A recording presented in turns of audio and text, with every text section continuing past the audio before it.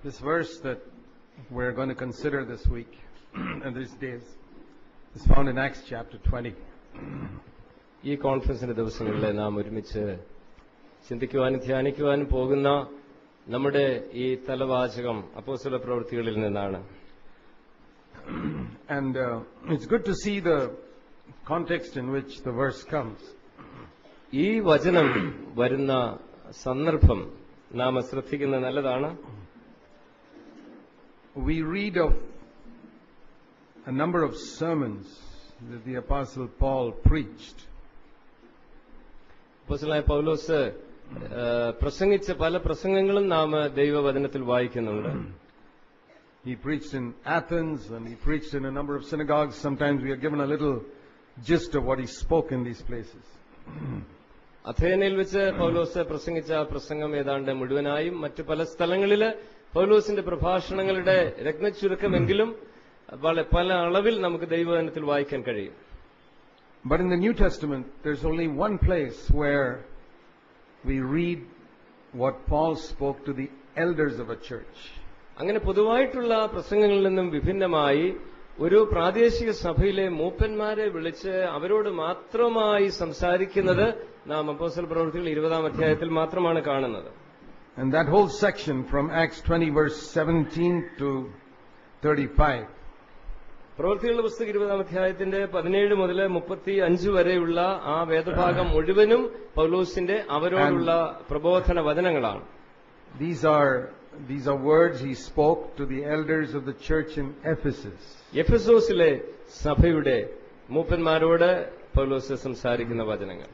Now among all the churches that Paul planted, as far as we know, Ephesus was perhaps the most spiritual. അപ്പോസ്തലനായ പൗലോസിന്റെ ശുശ്രൂഷയാൽ സ്ഥാപിതമായ എല്ലാ സഭകളും എടുത്താലും എഫെസോസിലെ സഭയാണ് ഏറ്റവും ആത്മീകമായ അടിസ്ഥാനമുള്ള സഭയെന്ന് നമുക്ക് അറിയാം. The reason I say that is, if you read all Paul's epistles, you find there's a different tone in Ephesians. പൗലോസ് വിവിധ സഭകൾക്ക് എഴുതിയ ലേഖനങ്ങളും പൊതുലേഖനങ്ങളും ഒക്കെ വായിച്ചാൽ നമുക്കറിയാം എഫേസ്യ സഭയ്ക്ക് എഴുതിയ ലേഖനത്തിന് ഒരു പ്രത്യേക ആത്മാവ്, ഒരു പ്രത്യേക രീതി അവിടെ വ്യത്യസ്തമായി കാണാം. Some of the deepest truths in the New Testament are revealed in that book. പുതിയ നിയമ സത്യങ്ങളിലെ ആഴമായ പല സത്യങ്ങളും എഫേസ് ലേഖനത്തിലാണ് നാം കാണുന്നത്. To the number of other churches, he has to correct a lot of wrong doctrines and wrong way of living. എന്നാൽ മറ്റ് പല സഭകൾക്ക് എഴുതുന്ന ലേഖനങ്ങളിൽ തെറ്റായിരിക്കുന്ന ഉപദേശങ്ങളെക്കുറിച്ചും തെറ്റായ ജീവിത രീതികളെക്കുറിച്ചും ഒക്കെ പ്രബോധിപ്പിച്ച് തിരുത്തി അദ്ദേഹം എഴുതുകയുണ്ടായി. But he doesn't have to correct anything when he writes to the Ephesians. നിങ്ങൾ എഫേസ് ലേഖനം ശ്രദ്ധിച്ച് വായിച്ചാൽ നിങ്ങൾക്ക് മനസ്സിലാകും അവിടെ തിരുത്തപ്പെടേണ്ട ഒരു കാര്യത്തെക്കുറിച്ചും അപ്പോസ്തലൻ പറയുന്നില്ല. To the Corinthians he writes, I can only give you milk because you're babies. Solid meat is for mature people. കൊരിന്ത്യക്കാർക്ക് എഴുതുമ്പോൾ അദ്ദേഹം പറയുന്നത് നിങ്ങൾ ശ്രദ്ധിക്കുക, നിങ്ങൾക്ക് പാല് അല്ല കട്ടിയായിട്ടുള്ള ആഹാരം തരാൻ കഴിയാത്ത അളവിൽ നിങ്ങൾ ഇപ്പോഴും ആത്മീക ശിശുക്കളാണ് എന്നാണ് പറയുന്നത്. But when he writes to the Ephesians, he gives them solid meat. എന്നാൽ എഫേസ്യ സഭയ്ക്ക് എഴുതുന്ന സമയത്ത് കട്ടിയുള്ളതായിരിക്കുന്ന ആഴമായിരിക്കുന്ന ആത്മീക സത്യങ്ങൾ ആഹാരം അവർക്ക് നൽകുവാൻ കഴിഞ്ഞു. And these are the elders of the most spiritual church that Paul planted. പൗലോസിന്റെ ശുശ്രൂഷയാൽ ഉണ്ടായ സഭകളിൽ ഏറ്റവും ആത്മീയമായ സഭയെന്ന് വിശേഷിപ്പിക്കാവുന്ന എഫെസോസിലെ സഭയുടെ മൂപ്പന്മാർക്കുള്ള സന്ദേശമാണ് 20-ാം അധ്യായത്തിൽ നാം കാണുന്നത്. What does it mean to be an elder brother? ഒരു സഭയില് മൂപ്പനായിരിക്കുക എന്ന് പറഞ്ഞാൽ അതിന്റെ അർത്ഥം എന്താണ്? It just means that he is more mature than all the others. ആ സഭയിലുള്ളതായിരിക്കുന്ന ഇതര സഹോദരി സഹോദരന്മാരെക്കാളും കുറച്ചുകൂടി ആത്മീയ പക്വതയുള്ള ഒരു വ്യക്തി എന്നേ അതിനർത്ഥമുള്ളൂ. He doesn't mean necessarily that he is very mature. വളരെയധികം ആത്മീയ പക്വതയുള്ള ഒരു വ്യക്തിയാണ് ഒരു മൂപ്പൻ എന്ന് നമുക്ക് നിർബന്ധം പിടിക്കാൻ പറ്റുകയില്ല. A 6-year-old will be an elder brother in a class of 3-year-olds. 3 വയസ്സുകാരുടേതായിരിക്കുന്ന ഒരു ക്ലാസ്സിൽ 6 വയസ്സുള്ളതായിരിക്കുന്ന ഒരു കുട്ടിക്ക് ഒരു മൂപ്പനായിരിക്കാൻ കഴിയും. But he's not mature, but he's an elder brother there. ആ 6 വയസ്സുകാരന് ആത്മീയ പക്വതയൊന്നുമില്ലാത്ത വ്യക്തിയാണ്. പഠന വിഷയത്തിലും വളരെയൊന്നും മുന്നോട്ട് പോയിട്ടില്ല. പക്ഷെ അവന് ഈ 3 വയസ്സുകാരുടെ മൂപ്പനായിരിക്കാൻ കഴിയും. In every church, when a person is an elder, it doesn't mean he is very godly or very mature. It just means he's more mature than all the others there. അതുകൊണ്ട് ഏത് സഭ എടുത്താലും അവിടെയുള്ള മൂപ്പന്മാരെ കുറിച്ച് നമുക്ക് യാഥാർത്ഥ്യബോധം ഉണ്ടായിരിക്കണം. അവര് ബാക്കിയുള്ള സഹോദരങ്ങളെക്കാളും താരതമ്യേന പക്വത കൂടുതലുള്ള സഹോദരന്മാർ എന്നേ അർത്ഥമുള്ളൂ. So when you, as a brother in a church, look at your elder and you can find maybe 10 faults in him. അങ്ങനെ ആയിരിക്കെ എന്നെ കേൾക്കുന്നവരോട് ഞാൻ പറയട്ടെ, നിങ്ങളുടെ സഭയിലെ മൂപ്പനെ നിങ്ങൾ ശ്രദ്ധിക്കുമ്പോൾ ഒരു പക്ഷേ 1 അല്ല 10 കുറവുകളുള്ള വ്യക്തിയായിട്ട് നിങ്ങൾക്ക് അവനെ കാണാം. സത്യവുമായിരിക്കും. And it may be right what you say. നിങ്ങളുടെ കണ്ടെത്തല് തികച്ചും ശരിയായിരിക്കുകയും ചെയ്യും. Maybe he can't even see those 10 faults. ഒരുപക്ഷേ ഈ 10 പോരായ്മകൾ, കുറവുകൾ കാണുവാൻ ഈ പ്രിയ സഹോദരന് കഴിയുന്നുമുണ്ടാകുകയില്ല. So everything you say is right. അതുകൊണ്ട് പ്രിയ സഹോദര, സഹോദരി, നീ പറയുന്ന ഈ കുറവുകളെല്ലാം ശരിയായ കാര്യങ്ങൾ തന്നെയാണ്. But he's been appointed an elder brother because you have 30-40 faults. That's why. എന്നാൽ ഒരു കാര്യം സഹോദര, സഹോദരി, നീ മറന്നു പോകരുത്. നിന്റെ സഭയിൽ അവനെ ഇപ്പോൾ ഒരു മൂപ്പനായിട്ട് ദൈവം വെച്ചിരിക്കുന്നതിന്റെ കാരണം നിനക്ക് 30-40 പോരായ്മ ഉള്ളപ്പോൾ അവന് 10 ഉള്ളൂ. അതുകൊണ്ടാണ്. So it doesn't mean an elder brother is perfect. അതുകൊണ്ട് ഒരു മൂപ്പനായ സഹോദരൻ എല്ലാം തികഞ്ഞവനായിരിക്കണം എന്ന് നാം നിർബന്ധം പിടിക്കരുത്. So it's good for you to humble yourself and say, well, if he's got 10 faults, I must be having more. അതുകൊണ്ട് ഒരു 10 കുറവ് എനിക്ക് അവനിൽ എത്ര അന്വേഷിച്ചിട്ടും കണ്ടുപിടിക്കാൻ പറ്റിയുള്ളൂ. എനിക്ക് അതിൽ വളരെ കൂടുതൽ കുറവുള്ള വ്യക്തി ആയിരിക്കാം. അതുകൊണ്ട് ഞാൻ വിനയപ്പെടട്ടെ. ഈ മനോഭാവം നമുക്ക് എല്ലാവർക്കും ഉണ്ടാകും. You know, if all the brothers in a church thought like that, we'd have a lot more peace. ഒരു സഭയിലുള്ള എല്ലാ സഹോദരി സഹോദരന്മാരും ഈ വണ്ണം ചിന്തിച്ചു തുടങ്ങിയാൽ ആ സഭയിൽ എത്രയധികം സമാധാനവും അനുഗ്രഹവും ഉണ്ടായിരിക്കും. But the devil, his main ministry among believers is there's the accuser of the brothers. എന്നാൽ വിശ്വാസ സമൂഹങ്ങളിലെ പിശാചിന്റെ ഏറ്റവും പ്രധാനപ്പെട്ട ശുശ്രൂഷ അവൻ സഹോദരങ്ങളെ രാപ്പകൽ കുറ്റം ചുമത്തുന്ന അപവാദിയാണ്. അതാണ് അവന്റെ ശുശ്രൂഷ. The church that Jesus builds will overcome the powers of spiritual darkness. എന്നാൽ കർത്താവായ യേശുക്രിസ്തു പണിയുന്ന അവിടുത്തെ സഭ അന്ധകാരത്തിന്റെ ശക്തികളെ അതിജീവിക്കുന്ന സഭയായിരിക്കും എന്ന് നാം അറിയണം. A church where the spirit of accusation comes is already overcome by Satan. കുറ്റാരോപണത്തിന്റെ ആത്മാവ് ഏതൊരു സഭയിൽ നിറഞ്ഞു നിൽക്കുന്നോ ആ സഭയെ പിശാച് കീഴ്പ്പെടുത്തി കഴിഞ്ഞു എന്ന് ഞാൻ പറയേണ്ടിയിരിക്കുന്നു. So it's very instructive for us to read here how Paul speaks to these elders. അതുകൊണ്ട് തന്നെ അപ്പോസ്തലനായ പൗലോസ് എഫെസോസിലെ മൂപ്പന്മാരോട് സംസാരിക്കുന്ന ഓരോ വചനങ്ങളും ശ്രദ്ധാപൂർവം നാം ചിന്തിക്കേണ്ട ആവശ്യമുണ്ട്. It's in the middle of this that he says in verse 27, I did not shrink from declaring to you the whole purpose of God. ആ മൂപ്പന്മാരോട് ഹൃദയം തുറന്ന് സംസാരിക്കുന്ന ഈ ദൈവദാസന്റെ ആ ആലോചനയുടെ മധ്യഭാഗത്താണ് 27-ാം വാക്യത്തിൽ നമ്മൾ അദ്ദേഹം പറയുന്നത് വായിക്കുന്നത്, ദൈവത്തിന്റെ ആലോചന ഒട്ടും മറച്ചു വെക്കാതെ ഞാൻ മുഴുവനും അറിയിച്ച് തന്നിരിക്കുന്നുവല്ലോ. In English it's very clear. He says, I did not shrink back from declaring the whole purpose. English പരിഭാഷയിൽ അത് കുറച്ചുകൂടെ വ്യക്തമാണ്. അതിന്റെ അർത്ഥം ഇങ്ങനെയാണ്, ദൈവത്തിന്റെ മുഴുവൻ ആലോചനയും അറിയിക്കാതെ ഞാൻ അല്പം പോലും സങ്കോചത്തോടെ പിന്മാറിയില്ല, ഭയപ്പെട്ടില്ല, മുഴുവൻ ആലോചനയും ധൈര്യസമേതം അറിയിച്ചു എന്നാണ് അതിന്റെ അർത്ഥം. What is it that could have tempted Paul to shrink back from declaring something that God wanted him to say? ദൈവം തന്നിലൂടെ അവരോട് സംസാരിക്കുവാൻ, ഈ സഭയോട് സംസാരിക്കുവാൻ ആഗ്രഹിച്ച ചില ദൈവിക സത്യങ്ങൾ പറയാതിരിക്കാനായിട്ട് പൗലോസിനെ ഒരുപക്ഷേ ഭയപ്പെടുത്തിയ വിഷയം എന്തായിരിക്കാം? That would have been the fear, if I say this then that brother will get offended. ഒരു പക്ഷെങ്കിൽ ഏതൊരു വ്യക്തിക്കും ഏതൊരു മൂപ്പനും ചിന്തിക്കാം, ഞാൻ ഇത് തെളിച്ച് അങ്ങനെ അങ്ങ് പറഞ്ഞാൽ ചില ഇന്ന സഹോദരൻ ഒരു പക്ഷേ ഇടർച്ച ഉണ്ടായേക്കാം. Or if I say this other thing which God wants me to say, that other brother will think I'm hitting out at him. കർത്താവ് എന്നോട് പറയാനായിട്ട് എന്നെ ഏൽപ്പിച്ച പറഞ്ഞ ആ കാര്യം പറയാൻ ഞാൻ തുനിഞ്ഞാൽ മറ്റൊരു സഹോദരൻ വിചാരിക്കും ഞാൻ അവനെ അടിക്കാനാണ് ഈ വചനം ഉപയോഗിക്കുന്നത്. So many preachers shrink back from declaring everything God wants them to say. അതുകൊണ്ട് ദൈവവചനം പ്രസംഗിക്കുന്ന സഭയെ നടത്തുന്ന പല സഹോദരങ്ങളും ദൈവത്തിന്റെ മുഴുവൻ ആലോചനയും പറയുവാനുള്ള ധൈര്യം കാണിക്കാതെ പിൻവാങ്ങുന്നവരാണ്. They are thinking, what will so and so say if I say this? അവരെപ്പോഴും ചിന്തിക്കുന്നത്, അവർക്ക് മനുഷ്യരാണ് അവരുടെ മനസ്സിൽ എപ്പോഴും നിറഞ്ഞു നിൽക്കുന്നത്, ഇന്ന വ്യക്തി ഇന്ന ആള് എങ്ങനെ ചിന്തിക്കും ഞാനിത് പറഞ്ഞാൽ, അതാണ് അവരുടെ ചിന്ത. It's a temptation to every preacher. I have faced it myself. എല്ലാ പ്രസംഗകർക്കും ഉണ്ടാകുന്ന പരീക്ഷയാണിത്. ഞാൻ തന്നെ ഈ പരീക്ഷ പലതവണ നേരിട്ടിട്ടുണ്ട്. But a true servant of God will overcome that. എന്നാൽ കർത്താവിന്റെ ഒരു യഥാർത്ഥ ദാസൻ എപ്പോഴും ഈ പരീക്ഷയെ അതിജീവിച്ചിരിക്കും. Today many preachers shrink back from declaring something of God's purpose because they think then they won't get enough money from the congregation. ഇന്ന് പല പ്രസംഗരും ദൈവത്തിന്റെ മുഴുവൻ ആലോചനയും പ്രസ്താവിക്കാതെ അവര് വായടയ്ക്കുന്നതിന്റെ കാരണം അവർക്ക് ലഭിച്ചുകൊണ്ടിരിക്കുന്ന പണത്തിന്റെ അളവിൽ കുറവ് വരും, നഷ്ടമുണ്ടാകും. Or some rich brother sitting there will get offended if I speak on this subject. ദൈവത്തിന്റെ സത്യം, പണത്തെക്കുറിച്ചുള്ള സത്യം മുഴുവൻ ഞാൻ പറഞ്ഞാൽ ധനികനായിരിക്കുന്ന സഹോദരൻ എന്റെ സഭയിലുണ്ട്, അവന് മനസ്സിൽ ഇടർച്ചയുണ്ടാകും. ആ ഭയമാണ്. If he goes away, our tithe will come down quite a lot in the church. പണക്കാരനായിരിക്കുന്ന ഈ സഹോദരന്റെ കുടുംബം സഭ വിട്ടുപോയി കഴിഞ്ഞാൽ ദശാംശത്തിന്റെ അളവ് വളരെ കാര്യമായി കുറയും. ഈ ഭയമാണ് പലരെയും തടഞ്ഞു നിർത്തുന്നത്. But such preachers don't mind offending some poor brother because his tithe doesn't amount to much in any case. എന്നാൽ അങ്ങനെയുള്ള പ്രസംഗര് തന്നെ ഒരു പാവപ്പെട്ട ദരിദ്രനായ സഹോദരന് മനസ്സിന് ഇടർച്ച ഉണ്ടാകുന്നതിനെ കുറിച്ച് വലിയ ഗൗരവം കാണിക്കാറില്ല. കാരണം അതേതായാലും ദശാംശത്തിന്റെ അളവിനെ ബാധിക്കുന്ന വിഷയമല്ല, അതുകൊണ്ടാണ്. And it doesn't make a difference whether that preacher is Pentecostal or Baptist or anything.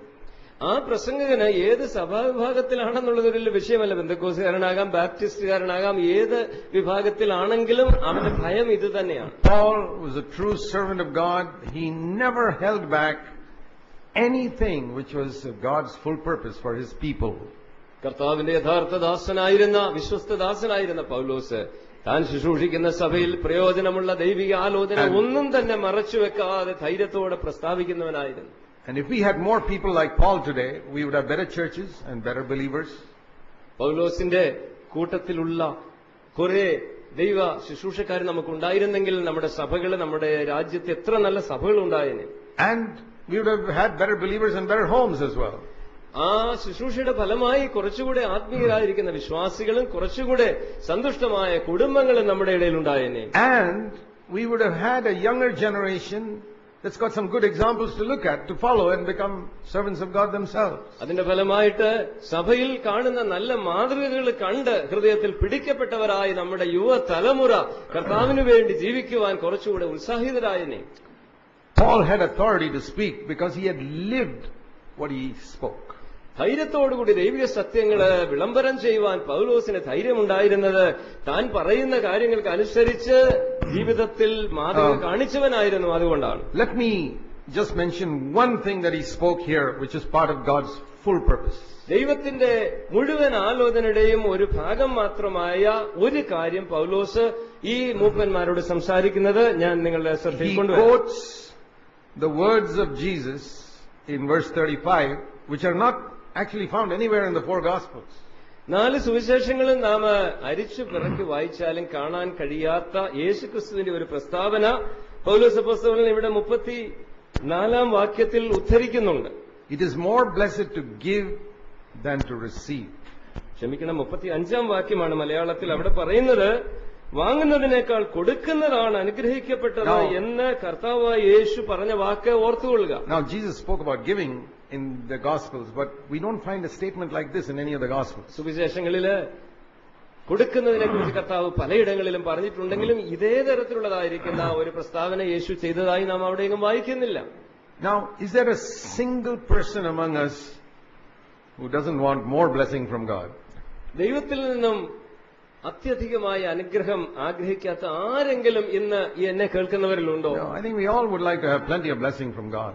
എന്റെ ഉത്തമ ബോധ്യം നമുക്ക് എല്ലാവർക്കും വേണം ധാരാളമായ അനുഗ്രഹങ്ങൾ. So there is a way of being blessed and being more blessed. ദൈവത്തിന്റെ അനുഗ്രഹം പ്രാപിക്കുന്ന ഒരു നിലവാരമുണ്ട്, എന്നാൽ സമൃദ്ധിയായി ദൈവിക അനുഗ്രഹം പ്രാപിക്കുന്ന ഒരു കുറച്ചുകൂടെ ഉയർന്ന ഒരു തലവുമുണ്ട്. Is there a blessing in receiving?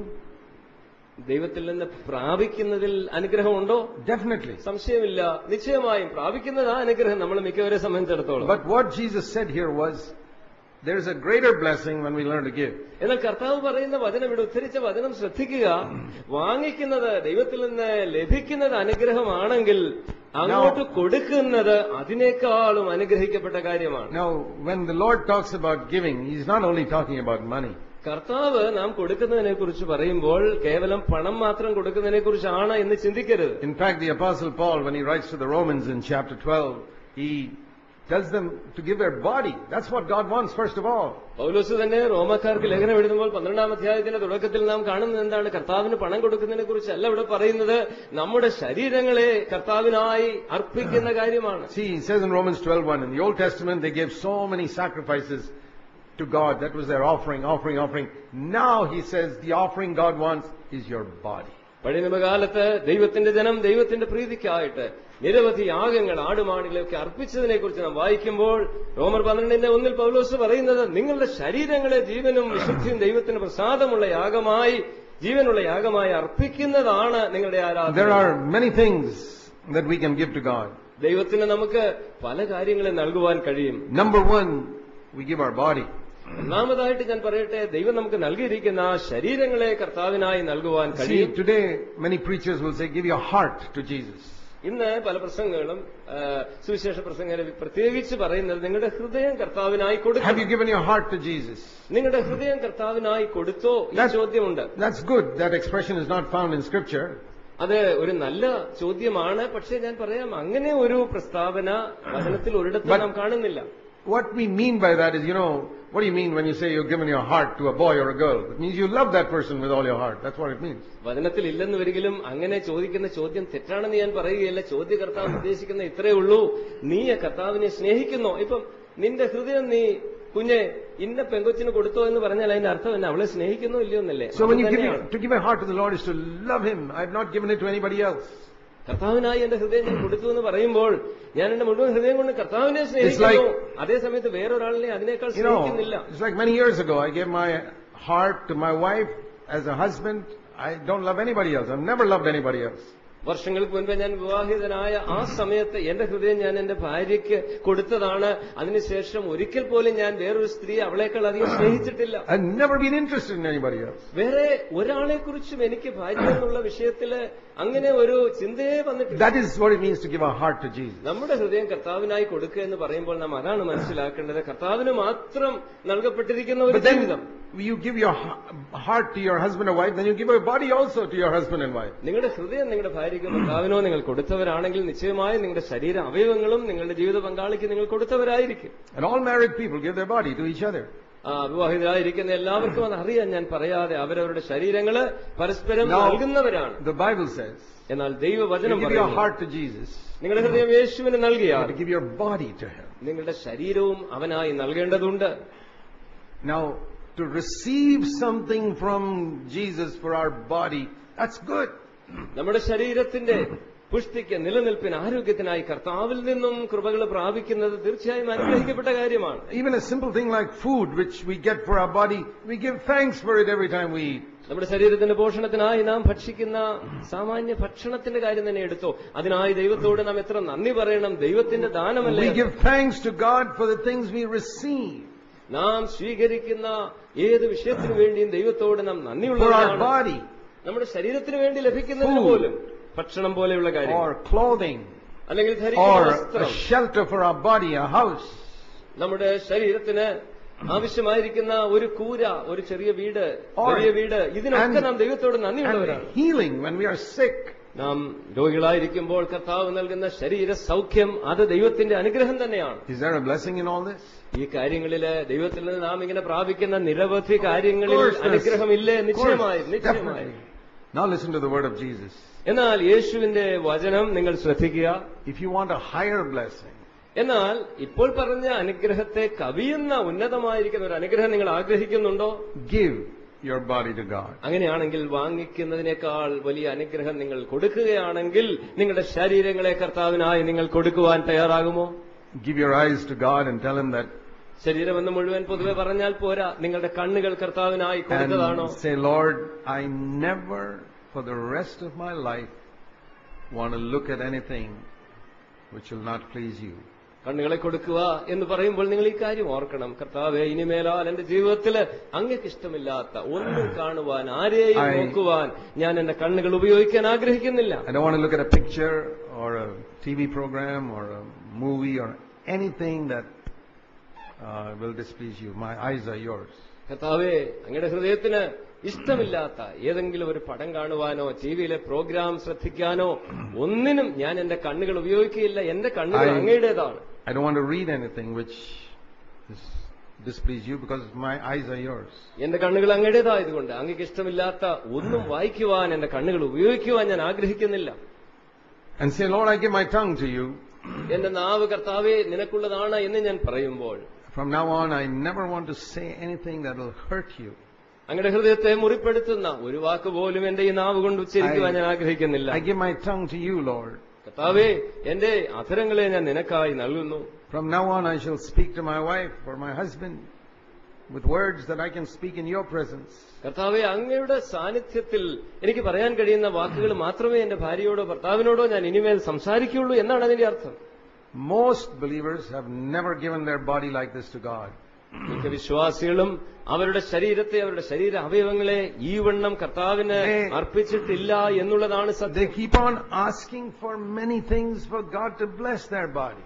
അവരുടെ ശരീരങ്ങളെ അനുഗ്രഹിക്കുവാനുള്ള നിരവധി കാര്യങ്ങൾ കർത്താവിനോട് അവർ നിരന്തരം ചോദിച്ചുകൊണ്ടിരിക്കുകയാണ്. Give me a better job so I can get more money so that I can get more comforts from this body.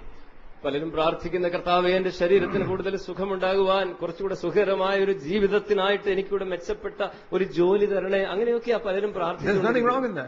അങ്ങനെ പ്രാർത്ഥിക്കുന്നത് തെറ്റാണെന്നല്ല ഞാൻ പറയുന്നത്. Jesus taught us to pray, give us this day our daily bread. ഇന്നത്തേക്ക് ആവശ്യമുള്ള അപ്പം നൽകണേ എന്ന് പ്രാർത്ഥിക്കാൻ പഠിപ്പിച്ചവനാണ് യേശു. There's nothing wrong in seeking for a good education for your children. നിങ്ങളുടെ കുഞ്ഞുങ്ങൾ നല്ല നിലയിൽ വിദ്യാഭ്യാസം ലഭിക്കണമെന്ന് ആഗ്രഹിക്കുന്നതിൽ ഒരു തെറ്റുമില്ല. Because we want them to earn their daily bread and not become beggars when they grow up. നമ്മുടെ കുഞ്ഞുങ്ങൾ വളർന്നു വരുമ്പോൾ ഭിക്ഷക്കാരായി തീരാതെ അവരവരുടെ സ്വന്തം കാലിൽ നിൽക്കണം, ജോലി ഉണ്ടാകണം, അതിനവർ പഠിക്കുന്നത് നല്ലതാണ്. Even to educate our children is part of that prayer. Give us this day our daily bread. കർത്താവേ ഇന്നത്തേക്ക് ആവശ്യമുള്ള അപ്പം ഞങ്ങൾക്ക് തരണമെന്ന് പറയുന്ന പ്രാർത്ഥനയുടെ ഭാഗം തന്നെയാണ് നമ്മുടെ കുഞ്ഞുങ്ങളുടെ വിദ്യാഭ്യാസത്തിന് വേണ്ടി പ്രാർത്ഥിക്കുന്നത്. That's perfectly okay. ആ ഭാഗത്തിന് ഒരു തകരാറുമില്ല. And there is a blessing. ആ കാര്യങ്ങൾ ദൈവത്തിൽ നിന്ന് ലഭിക്കുന്നത് നിശ്ചയമായും അനുഗ്രഹമാണ്. Pray that our children will do well in their examinations. നമ്മുടെ കുഞ്ഞുങ്ങൾ അവരെഴുതുന്ന പരീക്ഷകളിൽ നന്നായിട്ട് ചെയ്യണം എന്ന് പ്രാർത്ഥിക്കുന്നത് നല്ല കാര്യമാണ്, ദൈവത്തിൽ നിന്ന് ലഭിക്കുകയാണ്. And a lot of believers pray for these things. അനേക വിശ്വാസികളും ഈ വിധമായ കാര്യങ്ങൾക്ക് വേണ്ടി നിരന്തരം പ്രാർത്ഥിച്ചുകൊണ്ടിരിക്കുകയാണ്. Help me to get a scooter or a car so that I can travel more comfortably. കർത്താവേ എനിക്കൊരു സ്കൂട്ടർ കിട്ടണം, അല്ലെങ്കിൽ സ്കൂട്ടറുള്ള ഒരാൾ ഒരു കാറിന് വേണ്ടി പ്രാർത്ഥിക്കുക, കുറച്ചുകൂടെ സുഖപ്രദമായി മഴക്കാലത്ത് യാത്ര ചെയ്യാം. ഇതിലൊന്നും ഒരു തെറ്റുമില്ല. പക്ഷേ absolutely nothing wrong. ഇതിൽ കുഴപ്പമൊന്നുമില്ലെങ്കിലും മിക്കവാറും നമ്മുടെ പ്രാർത്ഥന ഇവിടെ പരിമിതപ്പെട്ടു പോവുകയാണ്. And when you get it, thank the Lord for it. അങ്ങനെ പ്രാർത്ഥിച്ചു, നിങ്ങൾക്ക് ദൈവം അത് നൽകിയാൽ കർത്താവിന് നന്ദി പറയുക, അത് ആവശ്യമാണ്. You're perfectly right in calling that house or car or anything a blessing from the Lord. നിങ്ങൾക്ക് ലഭിച്ചിരിക്കുന്ന വീടോ വാഹനമോ ശരീരത്തിന്റെ ആരോഗ്യമോ ഒക്കെ കർത്താവിൽ നിന്നുള്ള അനുഗ്രഹമാണ് എന്ന് നിങ്ങൾ പറഞ്ഞാൽ അത് 100% ശരിയാണ്. But if you want a greater blessing, എന്നാൽ ഇതിനേക്കാളും വലിയൊരു അനുഗ്രഹം നിങ്ങളുടെ ഹൃദയത്തിൽ നിങ്ങൾ ആഗ്രഹിക്കുന്നുണ്ടെങ്കിൽ, if you are really serious about it, അതിനെക്കുറിച്ച് വെറുതെ പറഞ്ഞാൽ പോരാ, നിങ്ങളുടെ ഹൃദയം വെച്ച് നിങ്ങൾ അത് ആഗ്രഹിക്കുന്നവരാണെങ്കിൽ learn to give.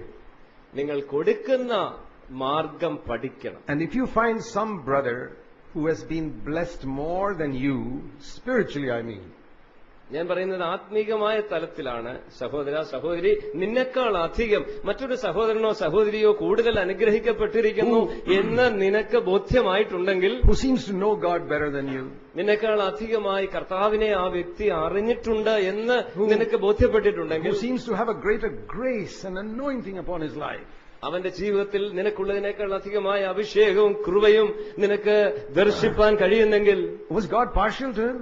ദൈവം ആ വ്യക്തിയോട് മുഖപക്ഷം കാണിച്ചതാണോ? How did he get that greater blessing? അനുഗ്രഹിക്കപ്പെട്ട നിലയില് വർദ്ധിച്ച അനുഗ്രഹം, കൃപ അവൻ എങ്ങനെയാണ് ലഭിച്ചത്?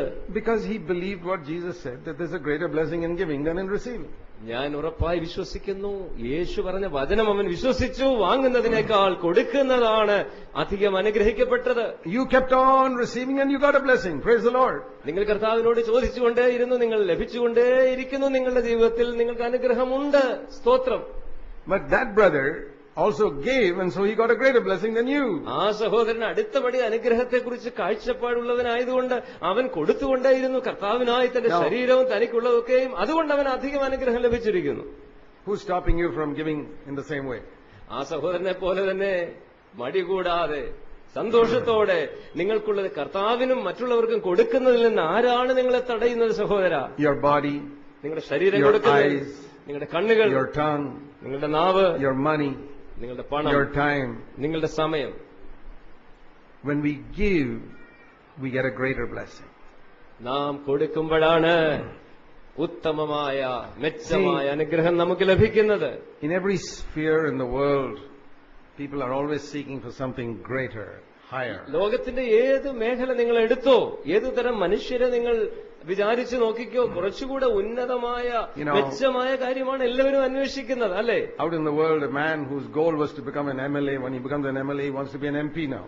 രാഷ്ട്രീയത്തിൽ പ്രവേശിച്ച ഒരാളിന്റെ ഇപ്പോഴത്തെ ലക്ഷ്യം ഒരു MLA ആകുക എന്നുള്ളതാണെങ്കിൽ MLA ആയിക്കഴിഞ്ഞാൽ അതുകൊണ്ട് തൃപ്തിപ്പെടുകയില്ല, അവന് MP ആകണം. And when he becomes an MP, he wants to be a cabinet minister. ഒരു പാർലമെന്റ് അംഗമായി കഴിഞ്ഞാൽ പിന്നെ കേന്ദ്ര മന്ത്രിസഭയിലെ ഒരു മന്ത്രി. They're always seeking for something greater. ആ വ്യക്തി അങ്ങനെയാ, എല്ലാ മനുഷ്യരും അങ്ങനെയാണ്. ഇതല്ലെന്നേ ഉള്ളൂ മെച്ചപ്പെട്ട കാര്യം അന്വേഷിക്കുന്നത്. A man who prospers in business, he wants something, he wants his business to prosper and cover many towns with his business. ബിസിനസ്സിൽ ചെറിയ തുടക്കം ഉണ്ടായ ഒരു വ്യക്തിയുടെ ബിസിനസ് അനുഗ്രഹിക്കപ്പെട്ട് കഴിഞ്ഞാൽ അവന്റെ ബിസിനസ് ശൃംഖല മറ്റു പട്ടണങ്ങളിലേക്കും വ്യാപിപ്പിക്കുകയും അവൻ അതിൽ വളരണമെന്നും ആഗ്രഹിക്കുന്ന സ്വാഭാവികമാണ്. For our children, നമ്മുടെ കുഞ്ഞുങ്ങളെ സംബന്ധിച്ചിടത്തോളം why is it there's such a tremendous competition to become doctors and engineers? നമ്മുടെ കുഞ്ഞുങ്ങളെ പലരെ സമയത്തുള്ള നമുക്കറിയാം, ഡോക്ടർമാരും എഞ്ചിനീയർമാരും ആകുവാൻ ഇത്ര അധികം വാശിയേറിയ മത്സര പരീക്ഷകളൊക്കെ നമ്മുടെ രാജ്യത്തുള്ളത് എന്തുകൊണ്ടാണ്? We're always seeking something greater. ലഭ്യമായതിൽ ഏറ്റവും മെച്ചമായത്, കുറച്ചുകൂടെ ഉന്നതമായത്, അതാണ് എല്ലാവരും അന്വേഷിക്കുന്നത്. There's nothing wrong in it. അതിൽ ഒരു തെറ്റുമില്ല. All I ask is, why don't you seek a greater blessing from God as well? ഞാൻ ചോദിക്കുന്നത് ഒരൊറ്റ കാര്യം മാത്രമാണ്. ഇത്രയും അനുഗ്രഹം കൊണ്ട് നിങ്ങൾ തൃപ്തരാണോ? അതിനേക്കാൾ ഉയർന്ന പടിയിലുള്ള ഒരു അനുഗ്രഹം കർത്താവ് നിങ്ങൾക്കായി ഒരുക്കിയിരിക്കുന്നു. And you can get it freely. അത് ഒരു ചെലവുമില്ലാതെ നിങ്ങളുടെ സ്വന്തമാകും. നിങ്ങൾ അനുഗ്രഹിക്കപ്പെടും മെച്ചപ്പെട്ട നിലയിൽ. Here is the way Jesus has shown. യേശു ആ മാർഗം നമുക്ക് ഈ വാക്കുകളിലൂടെ കാണിച്ചു തരികയാണ്. There's a greater blessing when you give than when you receive. നിങ്ങൾ ലഭിക്കുന്നതിനേക്കാളും വാങ്ങുന്നതിനേക്കാളും നിങ്ങൾ കൊടുക്കുമ്പോൾ നിങ്ങൾക്ക് അധികം അനുഗ്രഹമുണ്ട്. Jesus once said these words in the Sermon on the Mount, Matthew 6. Mathai സുവിശേഷം 6-ാം അധ്യായത്തിൽ യേശു കർത്താവ് ഗിരിപ്രഭാഷണ മധ്യേ ഇങ്ങനെ പറഞ്ഞതായി നാം കാണുന്നുണ്ട്. It's in line with what I've just been speaking.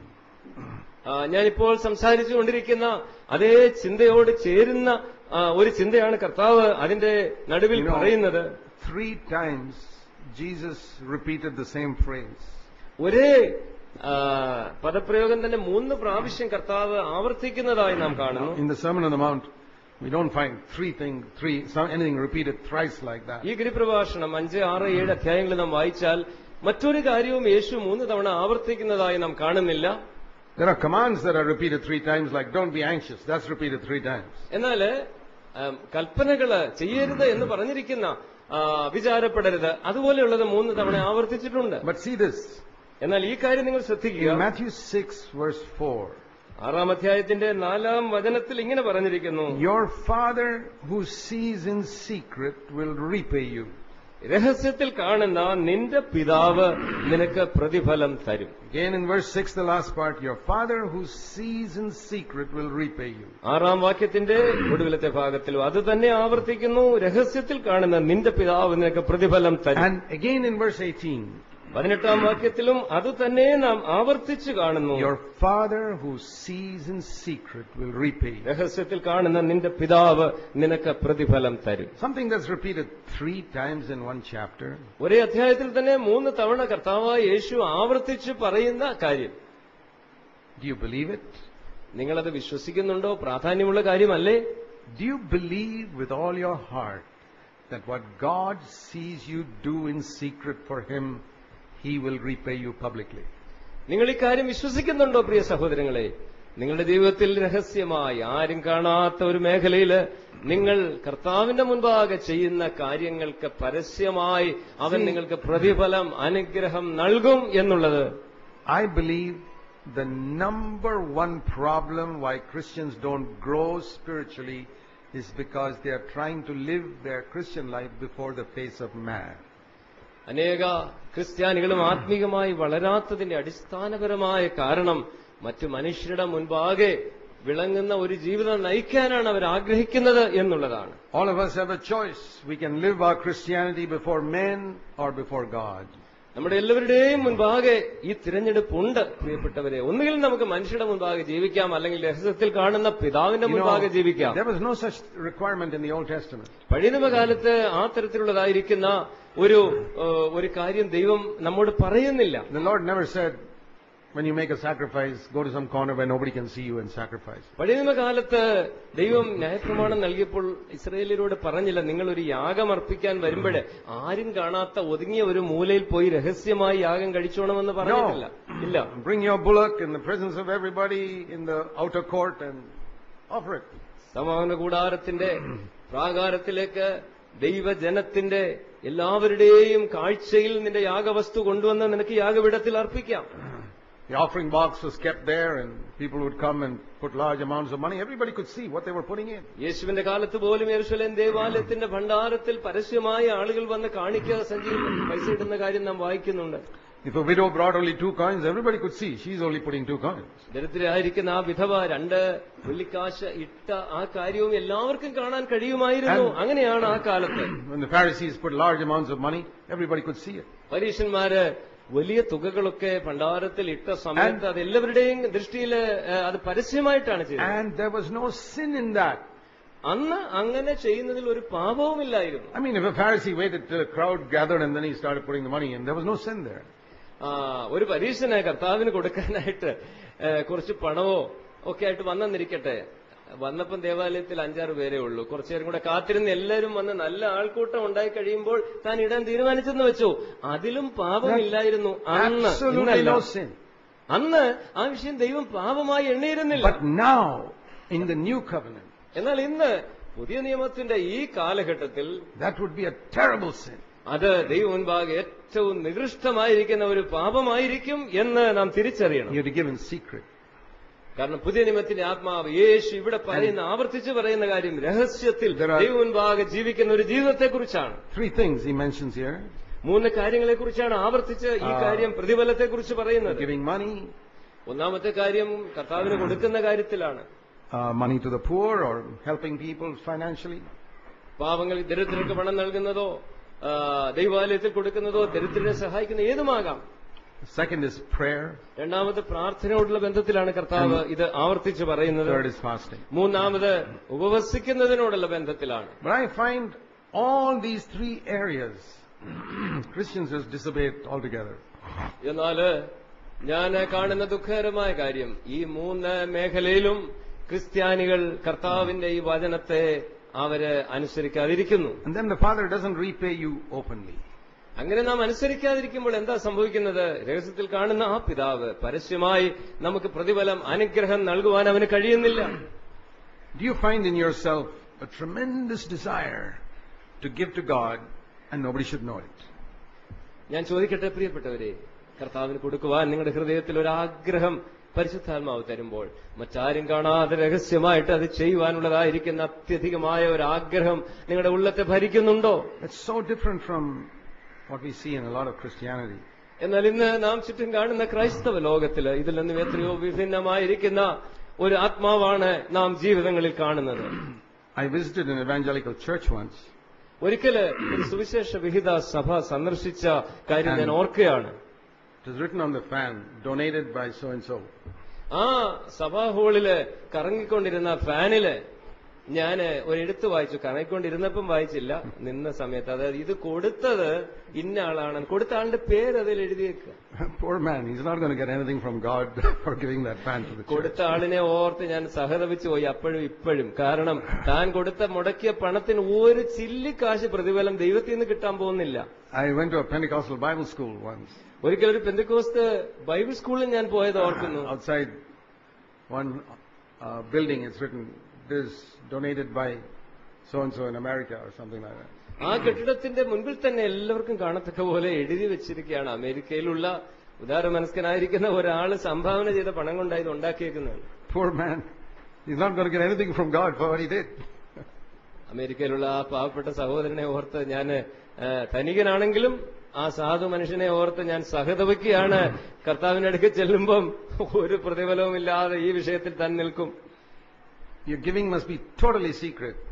കർത്താവ് പറഞ്ഞത് അങ്ങനെ തന്നെയാ. നാം കൊടുക്കുന്നത് തികച്ചും രഹസ്യമായിരിക്കണം. That's why in all of our churches we never take an offering. അതുകൊണ്ടാണ് നമ്മുടെ ഒരു പ്രാദേശിക സഭയിലും ഇതുപോലുള്ള കോൺഫറൻസിലോ എവിടെയും വെച്ച് നാം പരസ്യമായ ഒരു സ്തോത്ര കാഴ്ച എടുക്കാത്തത്. Because everybody will see. കാരണം നാം പരസ്യമായിട്ട് ഏതെങ്കിലും ഒരു പാത്രം ഈ നമ്മുടെ ഇടയിൽ ഇങ്ങനെ പാസ് ചെയ്താൽ നാം ഇടുന്ന പണം മറ്റുള്ളവർ അറിയും. They may not know how much you are giving, but they see that you are giving. നിങ്ങൾ ഇടുന്ന തുക കൃത്യമായിട്ടൊന്നും അവർക്ക് എണ്ണാൻ പ്രയാസമായിരിക്കും.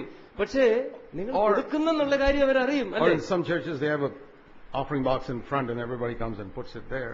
ചില സഭകളിൽ നിങ്ങളും കണ്ടു കാണുമല്ലോ, പ്രസംഗപീഠത്തിന്റെ താഴെ ഇങ്ങനെ അവിടെയാണ് ഒരു വലിയ പാത്രം വെച്ചിരിക്കുന്നത്. ദശാംശം ഇടാൻ എല്ലാവരും ഇങ്ങനെ വരിവരിയായിട്ട് വന്ന് അവിടെയാണ് എല്ലാവരും കാണുക. പ്രത്യേകിച്ച് pastor We say nobody must see what you give. എന്നാൽ കർത്താവ് പറഞ്ഞത് നാം ശരിയായ നിലയിൽ മനസ്സിലാക്കാത്തതുകൊണ്ടല്ലേ അത്.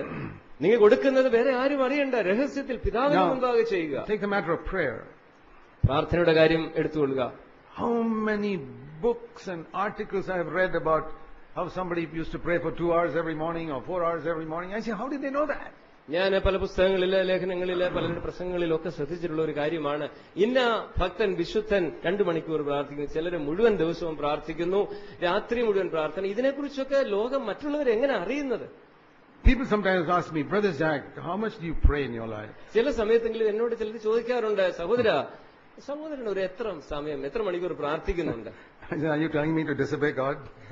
ഞാൻ അവരോട് ചോദിക്കാറുണ്ട്, കർത്താവിനോട് അനുസരണക്കേട് കാണിക്കണമെന്നാണോ സഹോദരൻ എന്നോട് ഇപ്പൊ പറയുന്നത്? I'm not going to disobey God. അതുകൊണ്ട് ഞാൻ പറയും, കർത്താവിനെ അനുസരിക്കാൻ തന്നെ എന്റെ ആഗ്രഹം. Fasting. ഉപവാസത്തിന്റെ കാര്യം എടുത്തു. Almost everybody who fasts wants other people to know that they are fasting. ഉപവസിക്കുന്ന മിക്കവാറും എല്ലാവർക്കും തന്നെ 4 പേരത് അറിഞ്ഞിരിക്കണമെന്ന് വളരെ നിർബന്ധം. How many testimonies I've heard from pastors? Once when I was on a 21-day fast, this thing happened. എത്രയോ പാസ്റ്റർമാരിൽ നിന്ന് ഞാൻ കേട്ടിട്ടുണ്ട് പരസ്യ പ്രസ്താവനകൾ, പ്രസംഗമത്തിയോ സാക്ഷ്യം പറയുമ്പോഴോ പറയുന്നത്, ഒരിക്കൽ ഞാൻ 21 ദിവസത്തെ കഠിന ഉപവാസത്തിലായിരുന്ന സമയത്ത്. He's not going to get anything from God. 21 ദിവസം ഉപവസിച്ചെന്നുള്ളത് സത്യമായിരിക്കും, കള്ളം പറയുകയായിരിക്കത്തില്ല. പക്ഷേ ഈ ഉപവസിച്ചതിന് പിതാവിൽ നിന്ന് ഒരു പ്രതിഫലവും കിട്ടാൻ പോകുന്നില്ല.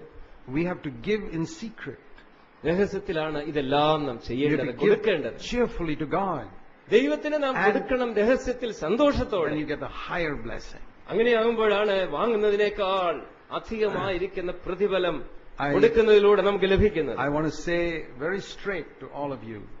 എന്നെ കേൾക്കുന്ന നിങ്ങളോടെല്ലാം യാതൊരു മൂടിയുമില്ലാതെ ഞാൻ പറയട്ടെ, I believe that many of you have missed a higher blessing in your life because you have received so much and given so little. നിങ്ങളിൽ പലർക്കും ദൈവത്തിൽ നിന്നുള്ളതായിരിക്കുന്ന അതിശ്രേഷ്ഠമായിരിക്കുന്ന അനുഗ്രഹം ഇതുവരെ ജീവിതത്തിൽ നഷ്ടപ്പെട്ടു പോയെങ്കിൽ അതിന്റെ കാരണം ദൈവത്തിൽ നിന്നും ധാരാളം നിങ്ങൾ പ്രാപിച്ചുകൊണ്ടിരിക്കുകയാണ്. അതെല്ലാം അനുഗ്രഹമാണ്. പക്ഷെ കൊടുക്കുന്നതിലൂടെ ലഭിക്കുന്ന അത്യധികമായ അനുഗ്രഹം നിങ്ങൾക്ക് ഇന്നും അന്യമാണ്. And that's why there's so little growth in the lives of many of our believers. നമ്മുടെ വിശ്വാസികൾ പലരുടെയും ആത്മീക ജീവിതത്തിൽ വളരെ കുറച്ചു മാത്രം വളർച്ച ഉള്ളതിന്റെ കാരണവും അത് തന്നെയാണ്. Even in the matter of giving and receiving the word of God. ദൈവത്തിന്റെ വചനത്തിന്റെ കാര്യം എടുത്തുകൊള്ളുക, അത് സ്വീകരിക്കുകയും കൊടുക്കുകയും ചെയ്യുന്ന കാര്യത്തിൽ തന്നെ എത്ര ദരിദ്രരാണ്. You come for a conference and you say, I was really blessed receiving God's word. That's right. ഇതുപോലൊരു കോൺഫറൻസിന് വന്നു കഴിഞ്ഞ് നിങ്ങൾ പലരും പോകുന്ന സമയത്ത് ഹൃദയംഗമായി സാക്ഷ്യം പറയും, ദൈവവചന സമൃദ്ധിയായി എനിക്ക് കിട്ടി, ലഭിച്ചു, സ്വീകരിച്ചു. Do you believe that there's a greater blessing if you give that word to others? എന്നാൽ നിങ്ങൾ വിശ്വസിക്കുന്നുണ്ടോ, ഇവിടെ നിന്ന് കടന്നു പോകുമ്പോൾ നിങ്ങളുടെ ജോലി സ്ഥലത്ത്, വീട്ടില്, നിങ്ങളുടെ സഭയില് ഈ വചനങ്ങൾ ഇതേ ആത്മാവില് മറ്റുള്ളവർക്ക് കൊടുക്കുന്നതിലൂടെ ഇതിനേക്കാൾ അധികമായ ഒരു അനുഗ്രഹം നിങ്ങൾക്ക് വേണ്ടി ദൈവം വെച്ചിരിക്കുന്നുവെന്ന്? I have been tremendously blessed by giving God's word to other people. എന്റെ ജീവിതത്തിലെ ദീർഘവർഷങ്ങളിലെ അനുഭവ സാക്ഷി ഞാൻ പറയാം. ദൈവത്തിന്റെ വചനത്തിന്റെ കാര്യത്തിലും കൊടുക്കുന്നത് അനുഗ്രഹിക്കപ്പെട്ട കാര്യമാണ് എന്ന് ഞാൻ സാക്ഷി. And don't think that I could preach like this 45 years ago. 45 വർഷം മുൻപ് ദൈവം പ്രസംഗിക്കാൻ തുടങ്ങിയ ആദ്യ കാലങ്ങളിൽ ഇതുപോലെ പ്രസംഗിപ്പാൻ എനിക്ക് കഴിയുമായിരുന്നു എന്ന് നിങ്ങൾ ആരും ധരിക്കരുത്. I had very little knowledge, very little ability. എനിക്ക് ദൈവവചനത്തെക്കുറിച്ച് അന്ന് നന്നേ കുറഞ്ഞ അളവിലുള്ള അറിവേ ഉള്ളായിരുന്നു, പ്രാപ്തിയും അഭിഷേകവും ഒക്കെ കുറവായിരുന്നു. The little I received, I would go to some family, sit with them, spend hours with them to give to maybe just 2-3 people in a house. കർത്താവിൽ നിന്ന് അങ്ങയുടെ മഹാകരുണയാൽ ഞാൻ പ്രാപിച്ച, എനിക്ക് അവിടുന്ന് തന്നത് ചിലരുടെ അടുക്കിലേക്ക് പോയി. ഒരു ഭവനത്തിൽ ഒരുപക്ഷെ 2-3 പേരോടൊപ്പമായിരിക്കും. 3-4 മണിക്കൂർ അവരോടൊപ്പം ചിലവഴിച്ച് അവർക്ക് എനിക്ക് കർത്താവ് തന്നത് അവരിലേക്ക് പകരുവാനായി ഞാൻ ഉത്സാഹിച്ചിരുന്നു. I would buy Christian books and give it to others so that they would be blessed. എന്നെ അനുഗ്രഹിച്ച നല്ല ക്രിസ്തീയ പുസ്തകങ്ങൾ വാങ്ങി മറ്റുള്ളവർക്ക് കൊടുക്കുവാൻ ഞാൻ അന്ന് ഉത്സാഹിച്ചിരുന്നു. I always tell people, instead of wasting money buying a birthday card or something, why don't you give them a Christian book? ഞാൻ പലരോടും ചോദിക്കാറുണ്ട്. പലരുടെയും ജന്മദിവസങ്ങളിൽ നാം ബർത്ത്ഡേ ആശംസ കാർഡുകൾ കൊടുക്കാറുണ്ടല്ലോ. അതിന് മുടക്കുന്ന പണം കൊണ്ട് 20-30 രൂപ കൊണ്ട് ഒരു നല്ല ചെറിയ ക്രിസ്തീയ പുസ്തകം, ഒരു ബുക്ക്ലെറ്റ് വാങ്ങിച്ചു കൊടുത്തുകൂടെ? There is a higher blessing when you give instead of only receiving. എപ്പോഴും എപ്പോഴും ലഭിച്ചുകൊണ്ട് മാത്രം ഇരിക്കുന്ന ഒരു ജീവിതത്തിൽ നിന്ന് എത്രയോ അനുഗ്രഹിക്കപ്പെട്ടതാണ് കൊടുക്കുവാനായിട്ട് നമ്മുടെ ഹൃദയങ്ങൾ തുറക്കപ്പെടുമ്പോൾ. And if you don't have that habit, ആ സ്വഭാവം നമ്മുടേതായിട്ടില്ലെങ്കിൽ, we must develop it now. നാം ഈ കോൺഫറൻസിൽ വെച്ച് ഇവിടെ വെച്ച് ഒരു തുടക്കമിടണം. ഇന്ന് ഈ ദിവസം കൊടുക്കുന്നതിലൂടെ ലഭിക്കുന്ന അനുഗ്രഹത്തെക്കുറിച്ച് നമ്മുടെ ഹൃദയം കണ്ടു തുടങ്ങണം. If I were to ask you, how many of you love Jesus Christ? യേശുവിനെ സ്നേഹിക്കുന്ന എത്ര പേരുണ്ട് ചോദിച്ചാൽ എനിക്ക് കൈ ഉയർത്താൻ പറഞ്ഞില്ലെങ്കിലും നിങ്ങൾ എല്ലാവരും കൈ ഉയർത്തുമെന്ന് എന്റെ ചിന്ത. യേശുവിനെ സ്നേഹിക്കുന്നവരാണ്. One proof of love is this. സ്നേഹത്തിന്റെ ഒരു തെളിവ് ഇതാണ്. God so loved that he gave.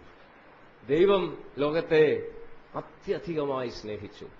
ആ സ്നേഹത്തിന്റെ തെളിവ് അവൻ നൽകി എന്നുള്ളതാണ്. തന്റെ ഏകജാതനായ പുത്രൻ, that which was most precious to him. സ്വർഗത്തിലെ പിതാവിന് ഏറ്റവും പ്രിയങ്കരമായിരുന്നത്, പ്രിയപ്പെട്ടവനെ തന്റെ സ്നേഹത്തിന്റെ തെളിവായി ഈ ലോകത്തിൽ നമുക്ക് വേണ്ടി തന്നു എന്നുള്ളതാണ്. That is the only mark of love. സ്നേഹത്തിന്റെ ഒരിക്കലും തെറ്റാത്ത അടയാളം കൊടുക്കുന്നതാണ് എന്ന് നാം. The proof of my love for Jesus is not that I receive so many things from him. കർത്താവിനോട് എനിക്ക് സ്നേഹമുണ്ടെന്ന് ഞാൻ പറയുമ്പോൾ അതിന്റെ തെളിവ് കർത്താവിൽ നിന്ന് കഴിഞ്ഞ നാളുകളായി ഒരുപാട് കാര്യങ്ങൾ, അനുഗ്രഹങ്ങൾ ഞാൻ പ്രാപിച്ചു എന്നുള്ളതാണ്. I got forgiveness, brother. സഹോദര, പാപക്ഷമ ആരും തരാൻ കഴിയാതിരുന്ന കാര്യം കർത്താവ്. I got baptism in the Holy Spirit. പരിശുദ്ധാത്മ സ്നാനം എനിക്ക് ലഭിച്ചു എന്ന് നാം പറഞ്ഞു. I got the gift of tongues. അന്യഭാഷ വരം കർത്താവ് എനിക്ക് തന്നു. God's helped me to build a new house. ഒരു പുതിയ വീട് പണിയുവാൻ കർത്താവ് എന്നെ സഹായിച്ചു. God's given me a good job. ഒരു നല്ല ജോലി എനിക്ക് ലഭിച്ചു. God's given good admission for my children in colleges. എന്റെ കുഞ്ഞുങ്ങൾക്ക് നല്ല വിദ്യാഭ്യാസം കർത്താവ് നൽകി. God's given good marriage partners for my children. എന്റെ കുഞ്ഞുങ്ങൾക്ക് നല്ല ജീവിത പങ്കാളികളെ കർത്താവ് നൽകി. I believe that, and God has blessed you. കർത്താവ് നിങ്ങളെ അനുഗ്രഹിച്ചു, ധാരാളമായി അനുഗ്രഹിച്ചു, ഞാൻ വിശ്വസിക്കുന്നു. Why are you so spiritually stunted and baby-like still? എന്നാൽ എന്റെ പ്രിയ സഹോദര സഹോദരി, വർഷങ്ങൾ കഴിഞ്ഞിട്ടും ആത്മീകമായി ശൈശവാവസ്ഥയിൽ തന്നെ നീ തുടരുന്നതിന്റെ കാരണം എന്താണെന്ന് ചിന്തിച്ചിട്ടുണ്ടോ? You have spent your life receiving. അതിന്റെ കാരണം ഇതുവരെ നിങ്ങൾ മനസ്സിലാക്കിയിട്ടില്ലെങ്കിൽ ഇന്ന് ഉച്ച സമയത്ത് മനസ്സിലാക്കുക. നിങ്ങളുടെ ജീവിതം മുഴുവൻ കർത്താവിൽ നിന്ന് അനുഗ്രഹം പ്രാപിക്കുക ഇതിൽ മാത്രമുള്ളതാണ്. You haven't learned to give. കൊടുക്കുവാൻ, കർത്താവിനായി കൊടുക്കുവാൻ നിങ്ങളുടെ ഹൃദയം പിടിക്കപ്പെട്ടിട്ടില്ല. അത് നിങ്ങളുടെ ഉള്ളത്തിൽ നിറഞ്ഞിട്ടില്ല. Think of the 10 lepers who came to Jesus. യേശുവിന്റെ അടുക്കൽ കരുണയ്ക്കായി സൗഖ്യത്തിനായി വന്ന 10 കുഷ്ഠരോഗികളെ കുറിച്ച് ഒരു നിമിഷം ഓർത്തു നോക്കുക. They were blessed.